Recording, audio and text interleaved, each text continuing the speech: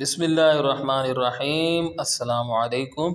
9ویں جماعت کی اردو اور اسلامیات پنجاب بورڈ کے نوٹس PDF میں خریدنے کے لیے رابطہ کریں۔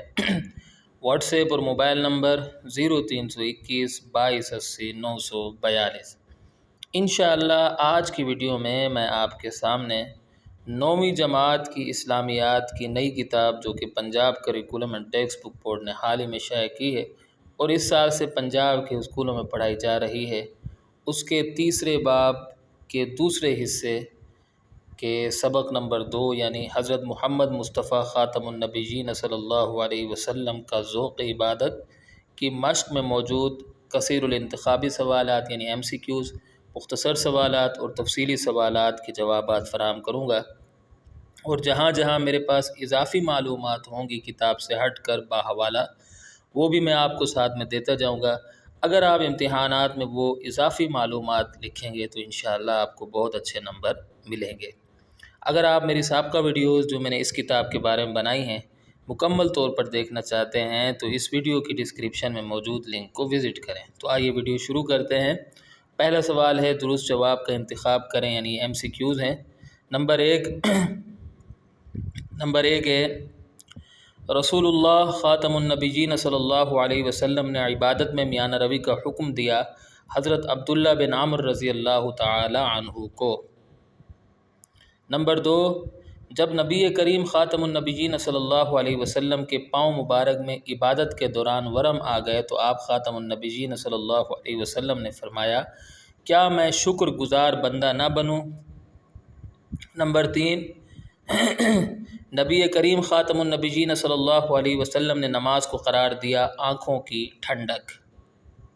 نمبر 4، نبی کریم خاتم النبیین صلی اللہ علیہ وسلم غار حرا تشریف لے جاتے تھے یکسوئی کے لیے۔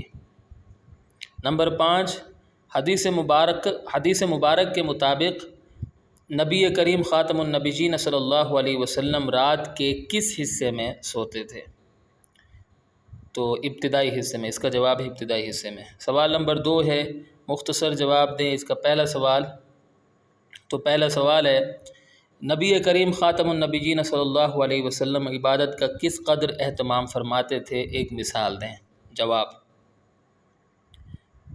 نبی کریم خاتم النبیین صلی اللہ علیہ وسلم عبادت کا بے حد اہتمام فرماتے تھے، نہ صرف دن کو عبادت کرتے تھے بلکہ پیغمبر اعظم خاتم النبیین صلی اللہ علیہ وسلم کی راتیں بھی رب تعالیٰ کی عبادت میں بسر ہوتی تھی۔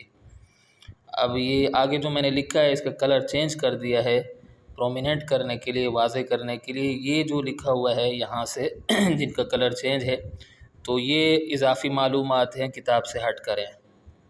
جسرہ بنت دجاجہ کہتی ہیں کہ میں نے حضرت ابو ذر غفاری رضی اللہ تعالی عنہ کو کہتے ہوئے سنا کہ نبی اکرم خاتم النبیین صلی اللہ علیہ وسلم تہجد کی نماز میں کھڑے ہوئے اور ایک آیت کو صبح تک دہراتے رہے اور وہ آیت یہ تھی۔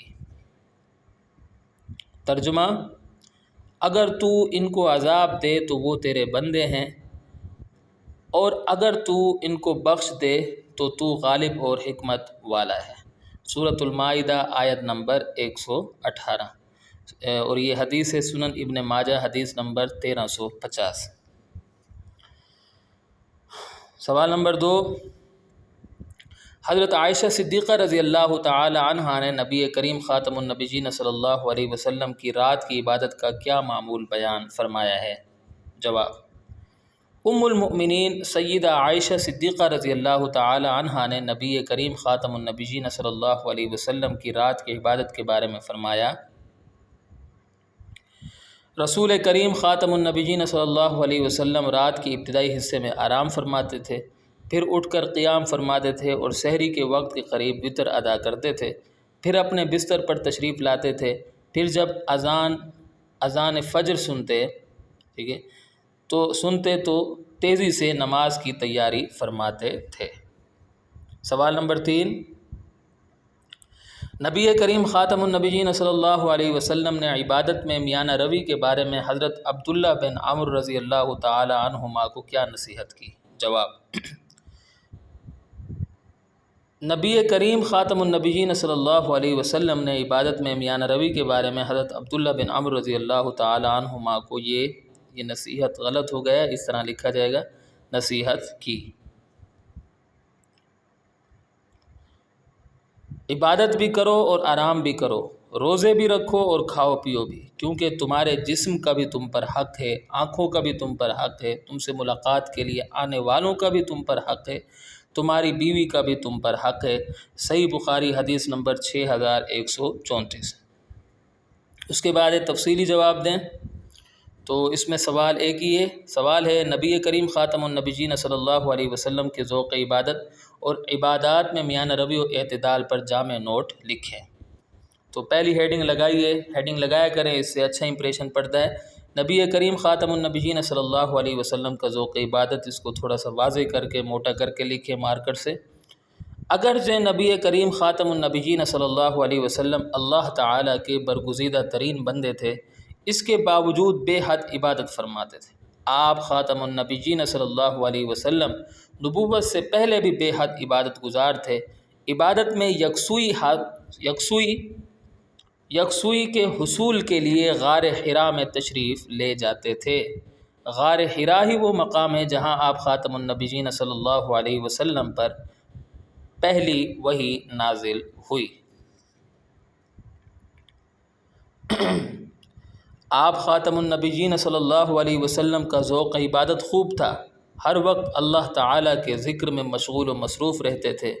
نماز دین کا ستون ہے، سو اس کا خاص اہتمام فرماتے تھے۔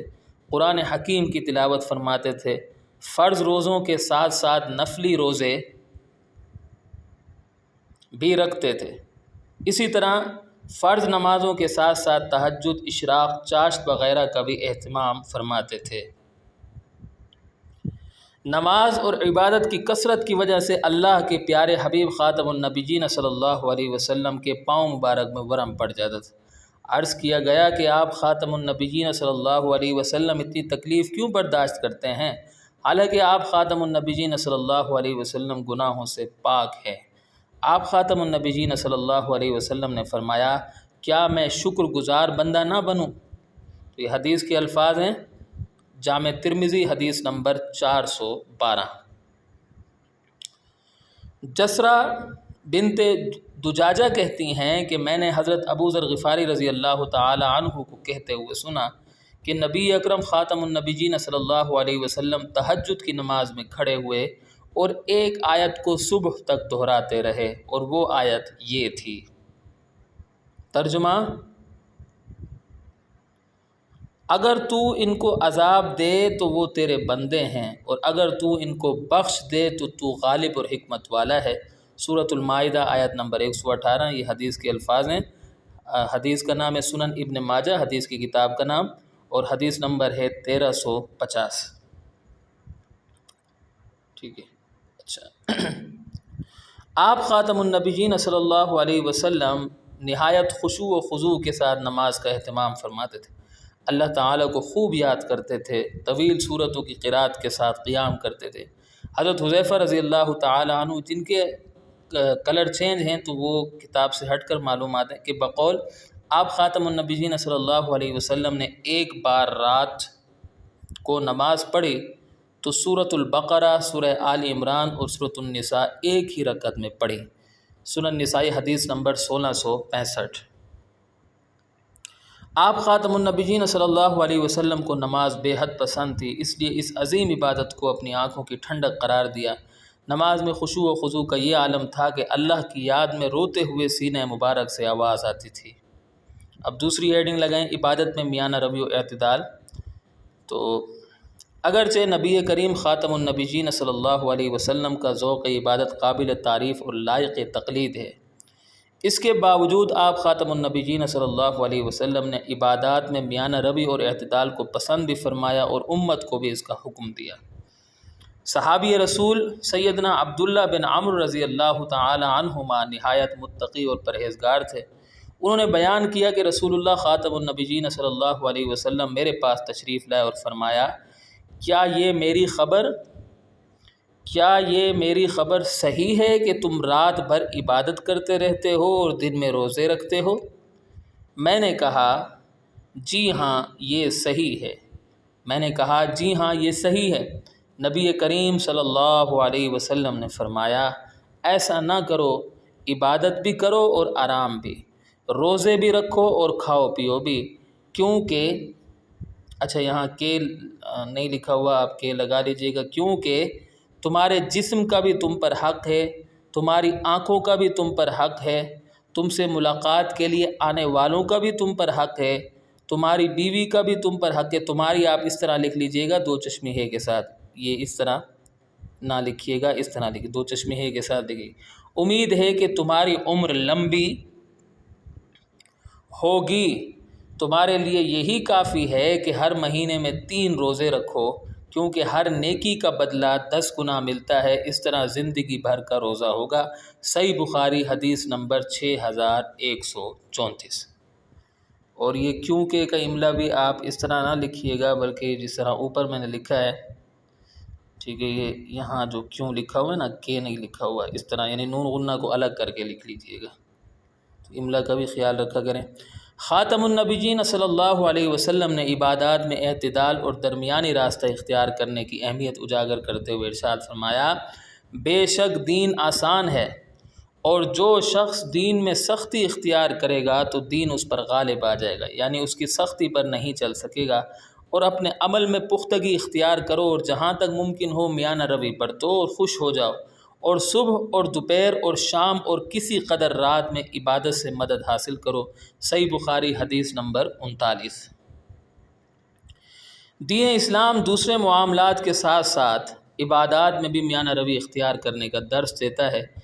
میانہ روی یہ ہے کہ انسان حقوق اللہ کے ساتھ ساتھ حقوق العباد کا بھی خیال رکھے، دین و دنیا کو ساتھ لے کر چلے، اپنی صحت اور ضرورتوں کا خیال رکھتے ہوئے رب تعالیٰ کی عبادت کرے۔ اللہ کے پیارے حبیب خاتم النبیین صلی اللہ علیہ وسلم نے اسی میانہ روی کا امت کو درس دیا ہے۔ تو یہاں اگر ہماری ویڈیو اختتام کو پہنچتی ہے، چھوٹی چھوٹی غلطیوں پر میں آپ سے معذرت چاہتا ہوں۔ امید ہے کہ آپ کو میری یہ کاوش پسند آئی ہوگی۔ اگلی ویڈیو تک کے لیے مجھے اجازت دیں۔